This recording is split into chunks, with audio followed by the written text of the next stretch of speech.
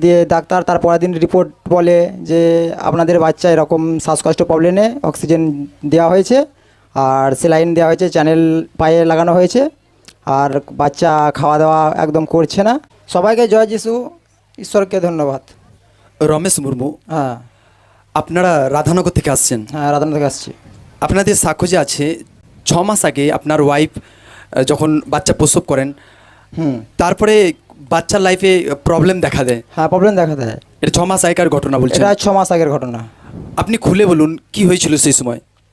সেই সময় যখন বাচ্চাটা হওয়ার পরে ওর মানে শ্বাসকষ্ট প্রবলেম ছিল, দিয়ে কাচের ঘরে তাকে ভর্তি করা হয়। কাচের ঘরে ভর্তি করার পর দিয়ে ডাক্তার তার পরের দিন রিপোর্ট বলে যে আপনাদের বাচ্চা এরকম শ্বাসকষ্ট প্রবলেমে অক্সিজেন দেওয়া হয়েছে আর স্যালাইন দেওয়া হয়েছে, চ্যানেল পায়ে লাগানো হয়েছে, আর বাচ্চা খাওয়া দাওয়া একদম করছে না।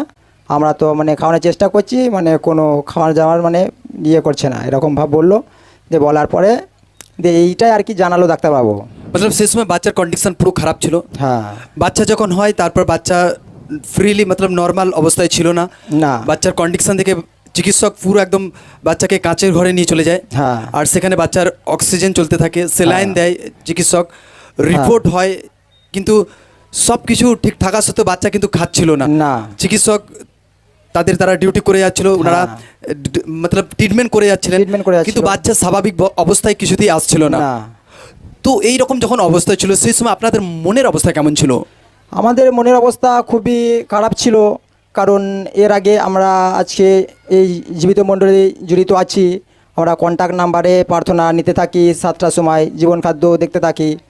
দিয়ে ঈশ্বরের প্রতি আমরা বিশ্বাসী ছিলাম যে ঈশ্বরই সৃষ্টিকর্তা, তো ঈশ্বরই যখন মানে আমাদের ওয়াইফকে পাঠিয়েছে বাচ্চাটাকে, তাহলে তো সেই সুস্থ দেখাবে।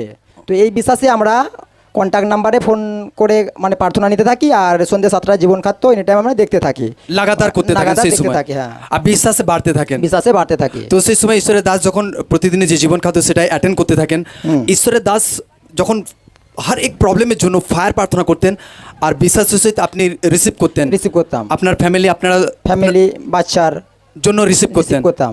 তো এইভাবে যখন চলতে থাকে তারপর কি হয় বলুন?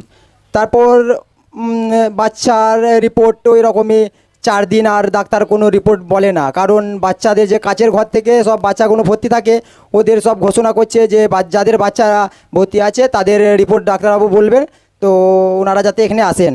দিয়ে সব যায়, দিয়ে আমিও যাই সেই জায়গায়, সবাইকার মানে রিপোর্ট বলে, কার নর্মাল কার ভালো, দিয়ে আমারটা আর বলে না। দিয়ে মন মেজাজ খুবই মানে খারাপ হয়ে যায়। দিয়ে আমি বলছি, প্রভু, প্রথম দিন তো আমাদের বাচ্চা যে কাচের ঘরে ভর্তি করা হলো, তখন সেদিনকে বললো তো যে শ্বাস প্রশ্বাস মানে খুব কষ্ট, তো অক্সিজেন দেওয়া আছে, খাচ্ছে না, স্যালাইন চ্যানেল এসব লাগানো আছে। তো এই রিপোর্টই ডাক্তারবাবু যখন বললো, আমার তো 2-4 দিন হচ্ছে কোনো রিপোর্টই বলছে না, মানে নিজেদের মধ্যে একটা মানে ভয় আসছে। তাও আর একটা বিশ্বাসী ছিলাম যে যদি এটা জীবিত ঈশ্বর, যদি মোহন ঈশ্বর যদি জীবিত আছে, তো এটা অসম্ভবকে সম্ভব যখন করতে পারে, তো ইনিও করবেন, কারণ ওনার উপর আমাদের খুবই বিশ্বাস ছিল। মানে এই ভরসায় মানে আমরা ছিলাম, আর প্রার্থনা কন্ট্যাক্ট নাম্বারে তো এসব নিতাম। দিয়ে তারপরে 4 দিনের পরে যখন ডাক্তারবাবু আমাদেরকে মানে বলে যে আমার ওয়াইফের নামে বলে যে এরকম সুমিতা মুর্মুর মানে গার্জেনদেরকে আসতে হবে, দিয়ে আমরা তখন যাই, যে তখন ডাক্তারবাবু আমাদেরকে একটা রিপোর্ট দেয় যে আপনাদের বাচ্চা পুরো একদম ফাইনাল একদম সুস্থ আছে, আপনাদের বাচ্চা আজকে ছুটি দেওয়া হবে। সকলে জোরসে মহিমা করি জীবিত ঈশ্বরের নামে, জোরসে মহিমা হোক। Hallelujah, hallelujah. হাত উঠে আরেকজন জোরসে মহিমাকে করি, জোরসে। সকলে ফিরসে ধ্যান সহকারে শুনবো। ইনার ওয়াইফ যখন প্রেগনেন্ট ছিলেন, আর ওনার যখন প্রসবের টাইম হয়, 6 মাস আগেকার ঘটনা, যখন বাচ্চা প্রসব করেন উনি, আর তারপর থেকে কিন্তু বাচ্চার লাইফ পুরো খারাপ ছিল, মতলব বাচ্চার শ্বাসকষ্ট প্রবলেম ছিল। আর বাচ্চাকে সেই সময় যখন বাচ্চা প্রসব হয়, তারপরে বাচ্চাকে কাঁচের ঘরে রাখা হয়, অক্সিজেন দেওয়া হয়, স্যালাইন চলে। আর সেই সময় এনারা পুরো চিন্তিত ছিলেন, কারণ সবেমাত্র বাচ্চা, একদম কচি বাচ্চা।